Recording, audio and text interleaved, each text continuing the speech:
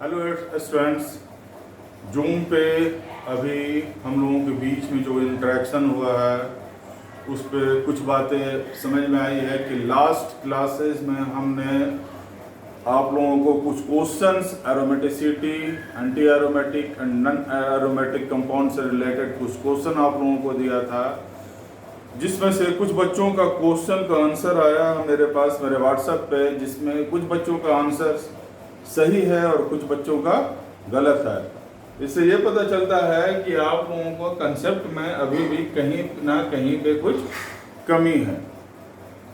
आज हम लोग फिर जूम पे इंटरेक्शन हम लोगों के बीच में हुआ, तो कुछ बच्चों का डिमांड था कि सर ये जो क्वेश्चंस आप जो दिए हैं उसका आंसर हमको, उसका एक वीडियो बना कर, आंसर का एक वीडियो बना करके हम लोग को दे दिया जाए ताकि हम लोगों का कंसेप्ट और क्लियर हो जाए।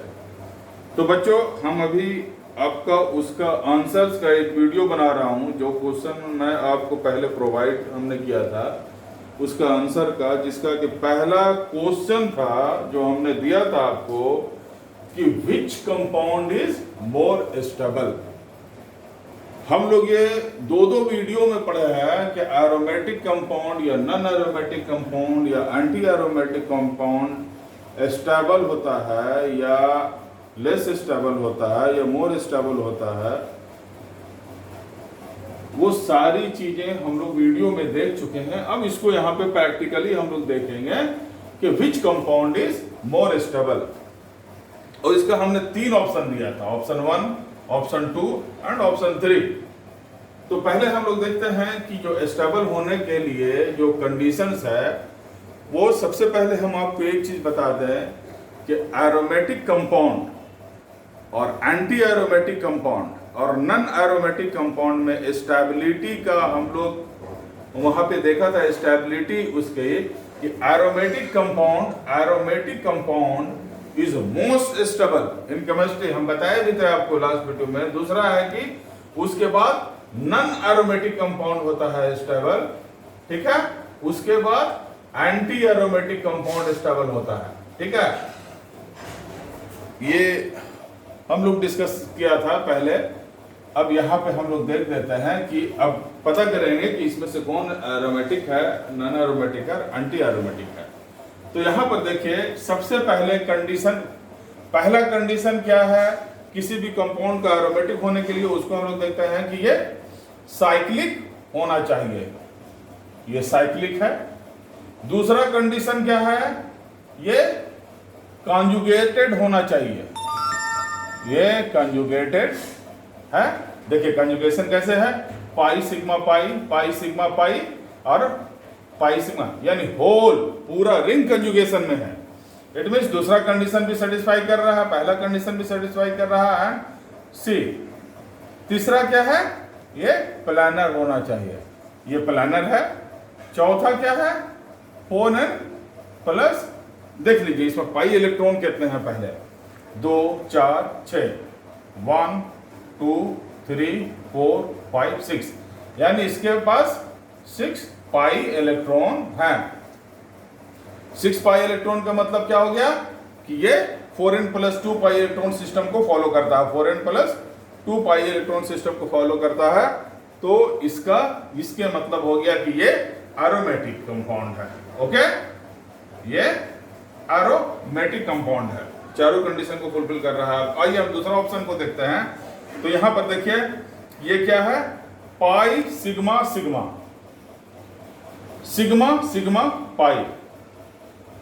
पहला कंडीशन ये साइक्लिक होना चाहिए, ठीक है, साइक्लिक है, फुलफिल कर रहा है ये पहला कंडीशन को। दूसरा क्या है कि ये कॉन्जुगेटेड होना चाहिए, ये कॉन्जुगेटेड होना चाहिए, ये कॉन्जुगेशन में नहीं है, ये कॉन्जुगेशन में नहीं है। तो जब कॉन्जुगेशन में नहीं है, इसका मतलब ये क्या हो गया, ये नॉन एरोमेटिक हो गया, ये नॉन एरोमेटिक कंपाउंड हो गया, ओके। अब आइए तीसरा को हम देखते हैं। देखिए सबसे पहला क्या हम देखेंगे कि ये साइक्लिक होना चाहिए, तो ये साइक्लिक है, ओके। दूसरा क्या होना चाहिए, ये कॉन्जुगेटेड होना चाहिए। देखिए हम इतना क्लियरली इसलिए आप लोगों को बता रहे हैं कि जिन बच्चों को समझ में जो भी बच्चों को एरोमेटिसिटी या aromatic compound, non aromatic compound या एंटी एरोमेटिक कंपाउंड समझ में नहीं आया हो, वो इस एग्जांपल से एटलीस्ट समझ लें। ओके, चलिए देखिए तीसरे में क्या था कि साइक्लिक होना चाहिए, कंजुगेटेड। तो देखते हैं ये कंजुगेशन में है कि नहीं है। पाई सिग्मा, देखिए पाई बॉन्ड है, pi sigma pi sigma positive charge, यानी पूरा कंपाउंड कंजुगेशन में है, यानी दूसरे कंडीशन को भी फॉलो करता है।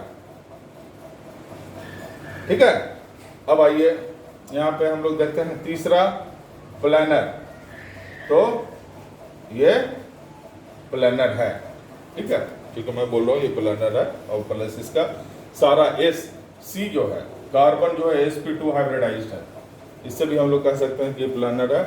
और चौथा डी क्या है, क्या होना चाहिए कि 4n+2 पाई इलेक्ट्रॉन को अगर फॉलो करेगा, ये 3 तो फॉलो कर रहा है, 4n+2 पाई इलेक्ट्रॉन को अगर फॉलो करेगा तो वो क्या हो जाएगा, एरोमेटिक। और 4n पाई इलेक्ट्रॉन को फॉलो करेगा तो वो एंटी एरोमेटिक होगा। तो यहां पर देखते हैं कि पाई इलेक्ट्रॉन कितना है। तो पाई इलेक्ट्रॉन देखिए 1 2 3 4, यहां पर कितना है, 4 पाई इलेक्ट्रॉन है। इट मीन्स 4 पाई इलेक्ट्रॉन किसको फॉलो करता है, 4n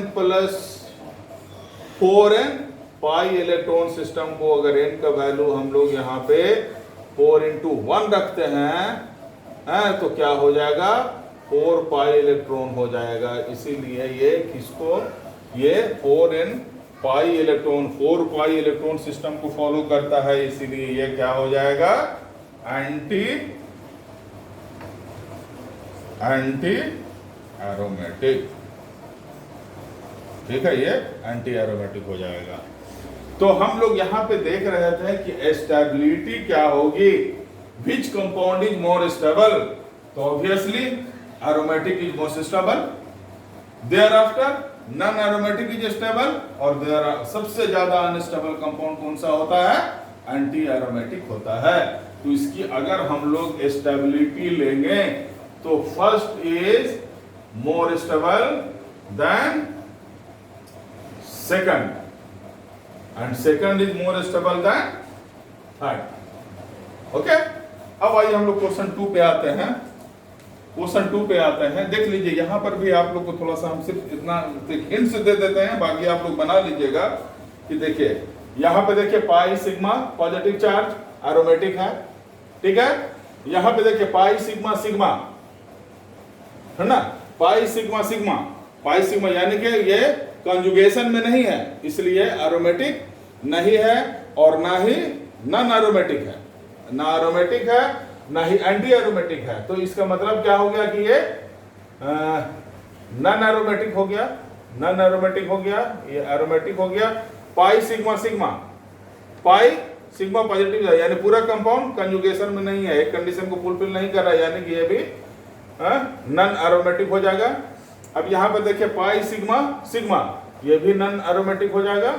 यहाँ पर देखिए पाई सिग्मा लोन पेयर है ना, पाई सिग्मा लोन पेयर, इसका मतलब है कि ये कंपाउंड जो है 2 पाई इलेक्ट्रॉन सिस्टम को फॉलो करता है, यानी कि ये कंपाउंड आपका सबसे पहला चीज है कि ये साइक्लिक है, दूसरा ये कंजुगेटेड है, तीसरा प्लानर है।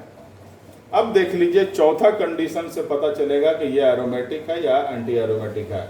2 पाई इलेक्ट्रॉन है इसमें, जिसमें 2 पाई इलेक्ट्रॉन होगा, 2 पाई इलेक्ट्रॉन सिस्टम होगा, यानी कि 4n+2 को ये फॉलो कर रहा है। 4 × n का वैल्यू अगर 0 लेते हैं और 2 तो 2 पाई इलेक्ट्रॉन आता है, यानी कि 2 पाई इलेक्ट्रॉन है। तो इसका मतलब है कि ये इसका इंक खत्म हो गया है, ये एरोमेटिक है। देख लीजिए पहला एग्जांपल एरोमेटिक, दूसरा नॉन एरोमेटिक, तीसरा एरोमेटिक, चौथा नॉन एरोमेटिक और पांचवा भी नॉन एरोमेटिक कैसे हुआ वो आप लोग देखें। नॉन एरोमेटिक जो कंजुगेशन में नहीं है वो नॉन एरोमेटिक। इसी तरह से इस क्लास को यहाँ पे हम लोग खत्म करते हैं और आगे हम लोग alternate and non alternate hydrocarbon पढ़ेंगे। ओके।